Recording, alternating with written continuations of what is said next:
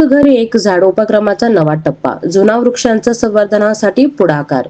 सोलापूरमध्ये एक घर एक झाड उपक्रमाचे प्रणेते डॉक्टर सूर्यप्रकाश कोटे यांनी आता जुन्या वृक्षांच्या संवर्धनासाठी विशेष मोहीम सुरू केली आहे. शहरातील अनेक मोठ्या वृक्षांचा भोंद्याभोवती झालेल्या काँक्रिटीकरणामुळे मुळापर्यंत हवा व पाणी पोहोचत नसल्याचे लक्षात आल्यानंतर त्यांनी हे काँक्रिटीकरण हटवून माती मोकळी करण्याचे काम हाती घेतले आहे. यामुळे झाडांच्या मुळांना आवश्यक पाणी व हवा मिळून त्यांची नैसर्गिक वाढ व आयुष्य वाढण्यास मदत होणार आहे.